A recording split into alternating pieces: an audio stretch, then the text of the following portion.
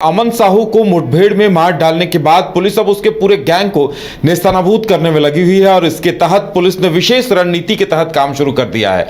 बताया जा रहा है कि पुलिस ने उसके गिरोह के 3 शातिर सदस्यों को गिरफ्तार कर लिया है। उनके पास से पिस्टल, गोलियां और बाइक भी बरामद की गई हैं। पुलिस की क्या कुछ रणनीति है, किस तरह से इन्हें गिरफ्तार किया गया है और क्या कुछ चल रहा है, इन तमाम चीजों पर हम बातचीत करेंगे अपनी संवाददाता अलीसा से। अलीसा, जिस तरह से पुलिस अब अमन साहू मुठभेड़ में मौत हो चुकी है और उसके बाद पुलिस की रणनीति अब यह है कि किस तरह से अमन साहू के पूरे गैंग को खत्म किया जाए, किन किन को गिरफ्तार किया गया है? बिल्कुल उदय, आपको बता दूं कि जिस तरीके से कल मुठभेड़ हुई थी एटीएस की टीम के द्वारा, उसमें अमन साहू जो है वो इनकाउंटर किया गया था। तब से ही लेकर पुलिस जो तमाम उनकी गैंग के गुर्गे हैं उनको खंगालने की कोशिश की जा रही है। हालांकि ये बीते दिनों से चल रहा है। जिस तरीके से विपिन मिश्रा को गोलियों के बौछार से हुई थी, उसके बाद से ही लगातार पुलिस जो है तमाम मामलों को खंगालने की कोशिश कर रही है। देखिए, आज सुबह ही 3 अपराधियों को गिरफ्तार भी किया गया है। थाना के थाना क्षेत्र से 3 गिरफ्तार भी किया गया, जिसमें से समीर, अजय और वसीम नाम के अपराधियों को गिरफ्तार किया गया है। पुलिस की कोशिश है कि अब जितने भी अमन साहू के गुर्गे हैं, जितने भी अपराध के क्षेत्र में अमन साहू के साथ जो काम करने वाले व्यक्ति है, अपराधी, उन तमाम व्यक्तियों को कहीं ना कहीं गिरफ्तार करने की जो कोशिश है वो डीसीपी के द्वारा की जा रही है। और आपको बता दूं कि जिस तरीके से बीते 13 साल हो गए हैं अमन साहू को अपराध का रास्ता अपनाए हुए, ऐसे में पुलिस के लिए भी एक सरदर्द बना हुआ है कि अमन साहू के गैंगस्टर अपराध की दुनिया में जिस तरीके से आगे बढ़ रहे हैं, कहीं ना कहीं वो नेशनल और इंटरनेशनल क्राइम को भी बढ़ावा दिया जा रहा है। और आपको बता दें कि अमन साहू जो है वो बहुत मामूली इंसान थे। जब उन्होंने क्राइम के क्षेत्र में अपना पहला कदम रखा था, वो बहुत ही कम एज के थे। पहले वो रांची के पतरातू थाना क्षेत्र में रहते थे। उसके बाद उन्होंने अपनी पूरी फैमिली के साथ मुर्मू शिफ्ट हुए।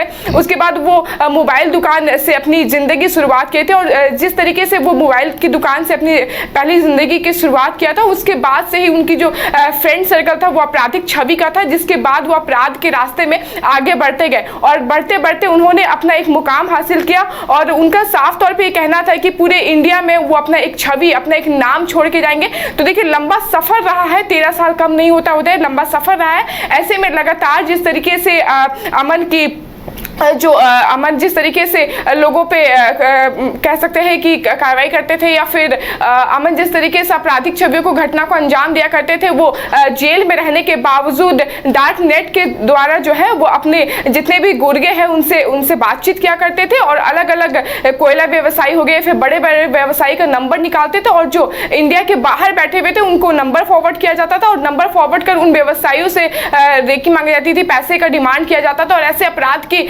दुनिया में वो आगे बढ़ते गए। तो कहा जा सकता है कि उनके जितने भी गुर्गे हैं वो अमन साहू के बिल्कुल अलीसा, कहा जाता था कि अमन साहू पिछले कुछ सालों से जेल में था। और देखिए, रायपुर, बंगाल, छत्तीसगढ़, बंगाल, बिहार और झारखंड अमन साहू के निशाने पर हुआ करता था। कई बड़े व्यवसायियों से लेवी की रकम वसूली जाती थी। वो नक्सली भी रह चुका था। देखिए, पुलिस इसलिए गंभीरता पूर्वक उसके पूरे नेटवर्क को खंगाल रही है क्योंकि वो इतना डेयरिंग था कि कई बार उसने जेल सुपरिटेंडेंट को, आईपीएस अधिकारियों को भी धमकी दी थी और जेल में सुविधाओं की भी मांग किया करता था। तो जो जानकारी आ रही कि कुल्लू बंगाली, वसीम अंसारी और एक अजय सिंह, जो 3 उसके खास गुर्गे थे, उन्हें पुलिस ने दबोच लिया है। और पुलिस की रणनीति अब आगे क्या है अमन साहू के पूरे गैंग को खत्म करने को लेकर? बिल्कुल उदय, मैंने पहले भी आपको बताया कि वो डार्क नेटवर्क के जरिए ही जेल में रहकर तमाम जो उनके गुर्गे हैं उनसे बातचीत किया करते थे और फोन नंबर के द्वारा तमाम जो व्यवसायी है उनको ट्रैक किया करते थे, उनसे मोटी रकम वसूले जाते थे। तो देखिए, ऐसे में एनटीपीसी हो गए या फिर पीएलएफआई, तमाम लोगों से भी उनकी अच्छी संबंध थी और ऐसे में संबंध अच्छा होने के वजह से एक उनका नाम, एक छवि खड़ा हो गया था अपराध के रास्ते में। और जब लगातार, मैंने पहले ही बताया कि 13 साल हो गए इस अपराध की दुनिया में अमन साहू ने कदम रखा है। बहुत मामूली से एज में उन्होंने कदम रखा था और तब से लेकर आज बीते दिन तक अमन साहू का एक नाम हुआ करता था, लोग उनके छवि से डरा करते थे। तो ऐसे में पुलिस के लिए बड़ी चुनौती थी कि किस तरीके से अमन के जितने भी गुर्गे हैं उनको पकड़ा जाए। तो एक एक करके जांच की जा रही है और जिस दिन विपिन साहू को गोली लगी थी उसके बाद से ही तमाम जो सीसीटीवी फुटेज है या फिर अमन साहू के गुर्गे है या फिर सोशल मीडिया पे जिस तरीके से मयंक सिंह उर्फ सुनील भी जिस तरीके से पोस्ट कर कर रहे थे, तमाम चीजें धमकियां पे धमकियां दी जा रही थी। ऐसे में पुलिस के लिए बड़ी चैलेंजिंग थी कि अमन साहू के जितने भी गुर्गे हैं, छोटे गुर्गे हो या फिर बड़े गुर्गे हो या फिर अंतर्राष्ट्रीय हो फिर राष्ट्रीय, तमाम लोगों को कैसे अरेस्ट किया जाए। तो देखिए हाल के दिनों में आज सुबह ही 3 गुर्गे को पकड़ा गया है। ऐसे में पुलिस के लिए एक बड़ी चैलेंजिंग है कि किस तरीके से तमाम लोगों को पकड़ा जाए। हालांकि डीजीपी की टीम भी जो है वो गठित की गई है, एसआईटी की टीम भी गठित की गई है। लगातार जितने भी लोग हैं उनके गुर्गे उनको गिरफ्तार करने की कोशिश की जा रही है। आज जिस तरीके से समीर, अजय और वसीम को गिरफ्तार किया गया है, बहुत जल्द ही और भी गुर्गों को गिरफ्तार किया जाएगा। पुलिस के लिए बड़ी चैलेंजिंग है उदय, देखिए क्योंकि 13 साल रहा है और ऐसे में कई लोग जो है, चाहे राष्ट्रीय हो या अंतर्राष्ट्रीय हो, कई लोग जो है उनके संबंध काफी लोगों के साथ अच्छे थे। अब जबकि अमन साहू का कल पलामू में जिस तरीके से इनकाउंटर हुआ है, इनकाउंटर के बाद से ही जो तमाम लोग हैं इस चीज को लेकर, डीजीपी भी इस चीज को लेकर मोड अलर्ट पे हो गए हैं और देखने वाली बात होगी। अलीसा, कहा जाता था कि अमन साहू का नेटवर्क कितना स्ट्रांग था कि वो जेल से सिर्फ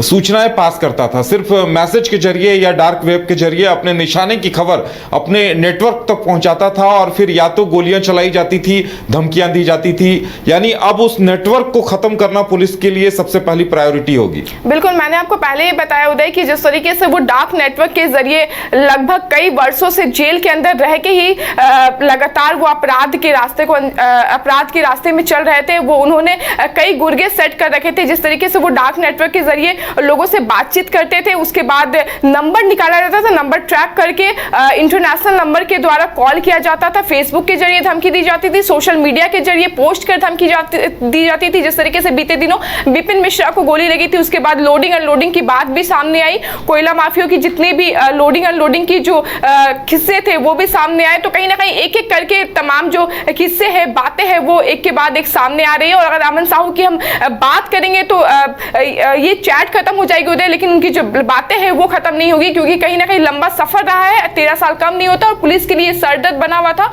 अब देखिए, जबकि अमन साहू जो गैंग का सबसे बड़ा अपराधी है, गैंगस्टर के नाम से जाना जाता है अमन साहू, बहुत कम उम्र में उन्होंने अपराध के रास्ते को चुना था। ऐसे में अब उनकी मौत हो चुकी है, इनकाउंटर हो चुका है, तो अब देखने वाली बात होगी कि उनके गुर्गे जो है वो कितने जल्दी पुलिस की हिरासत में आते हैं। क्योंकि देखिए, क्योंकि बता दूं आपको उदय कि एक नहीं है, दो नहीं है, ना जाने कितने लोग हैं। क्योंकि मैंने पहले भी आपको बताया कि करीबन 150 से भी ज्यादा अधिक केसेस जो है वो अमन साहू के ऊपर दर्ज है। तो उनके गुर्गे के ऊपर भी ऑफकोर्स काफी ज्यादा केसेस दर्ज होंगे। तो ये देखने वाली बात होगी उदय कि किस तरीके से अमन के गुर्गे जो है वो पकड़े जाते हैं। हालांकि ये जो अलीशा, इंतजार किया जाए कि पुलिस और क्या कुछ सफलता मिलती है। हमारे साथ जुड़ने के लिए और जानकारी देने के लिए आपका बहुत बहुत धन्यवाद। तो अब पुलिस की पहली रणनीति यह है कि अमन साहू के नेटवर्क में जितने शूटर्स थे उन सभी को एक एक कर पकड़ा जाए, दबोचा जाए, ताकि उनमें से फिर कोई अपना गिरोह ना बना सके, फिर एक बार कोई नया अमन साहू ना पैदा हो सके उसके गिरोह से।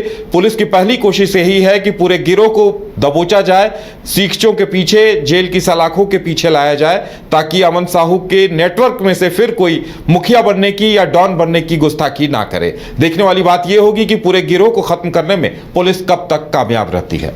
अगर आप देश के किसी भी कोने में रहते हैं, अगर आप पटना आना चाहते हैं और घर जैसे रहने और खाने का आनंद लेना चाहते हैं, तो एक बार जरूर आए होटल डायमंड इन। संपर्क करें 9572759746, 9031859981, 0612400158 एड्रेस अपोजिट विद्या संस्कार स्कूल, रंजन पथ, गोला रोड, बेली रोड, पटना 801503।